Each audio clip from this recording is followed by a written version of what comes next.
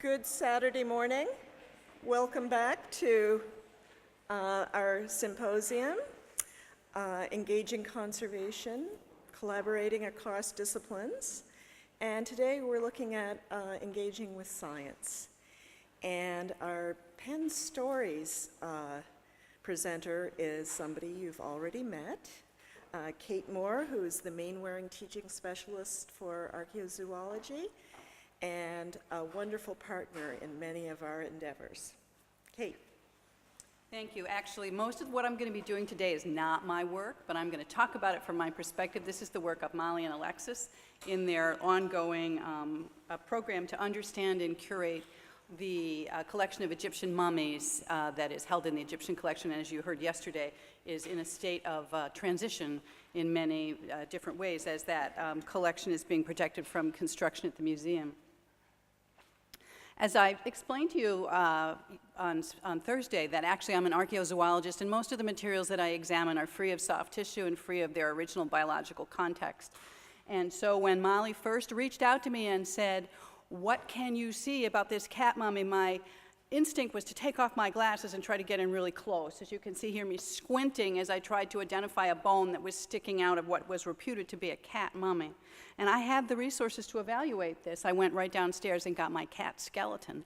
And you can see that I was able to match that little tabbed bone very closely with the anterior facets of the axis of the cat skeleton, and so that was a match as far as I was concerned.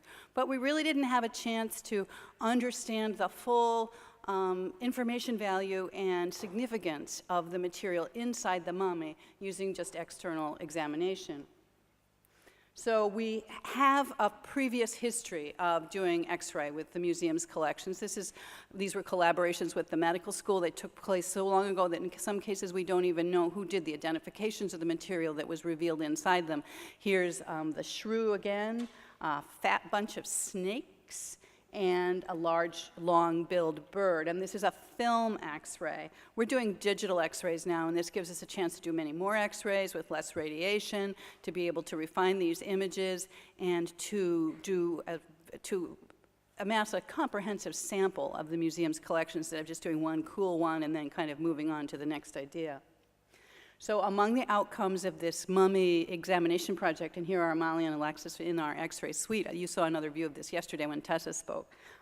There are cat mummies with no cats. There are cat mummies with tightly wrapped cats, and so you can kind of imagine the wholeness of this cat as it was being prepared for mummification. There are cat mummies with kittens, and you can see that the whole nature of the stuffing and the wrapping of this mummy is unrelated to the biological remains inside. So one of the first real mysteries was this tiny little mummy, which you'll be able to see upstairs when you have a chance to tour the museum again, and its associated X-ray up at the top. And this was actually, I believe, an Instagram contest for a little while, trying to see what was going to be in this incredibly mini hand-sized little mummy. And it took a while to work out the various parts of this scan, but it is very clearly a puppy when you compare it to the other things in that size, with that biology, with that profile.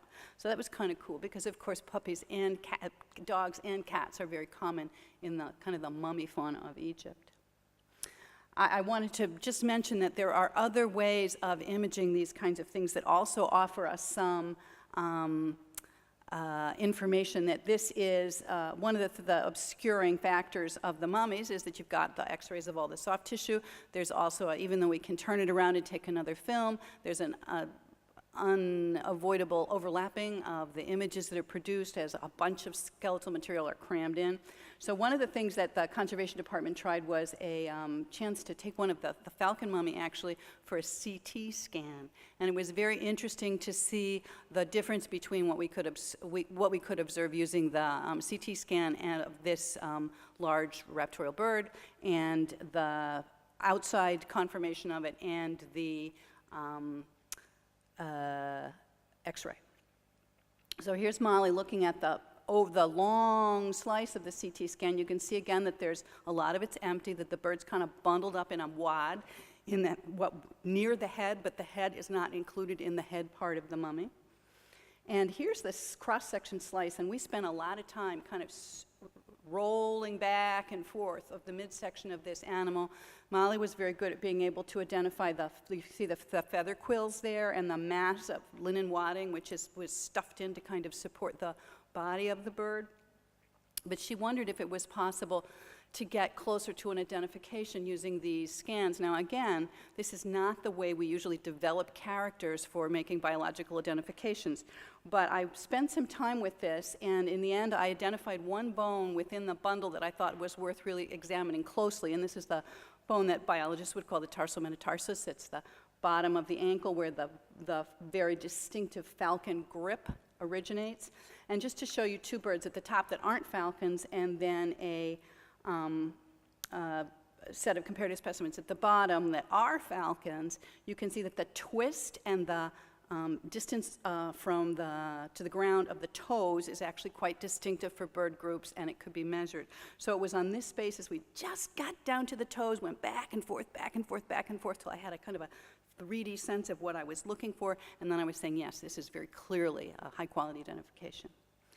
As we get more information, we're sort of on beyond identification, trying to identify the difference between a mummy that's made up of a skeleton and the mummy that is made up of skeletal remains. And this is something that zooarchaeologists deal with all the time. What's missing? What is overrepresented that tells us about the behavior that preceded the association of this material in a specific object? And here's one of our biggest fans, Jessica Schwartz, holding the missing element in that mummy, that when you look at it closely, you try to count the bones, lay them out, compare them to what bones should be there if a whole animal is there. There's some distinctive parts missing, and it is a ongoing kind of spark for the information that we continue to get out of this kind of systematic and close examination. So I'm really looking forward to the end of the papers today. Now that we're at science, you've got my interest, and I'm going to pass it over to Nina and Bill.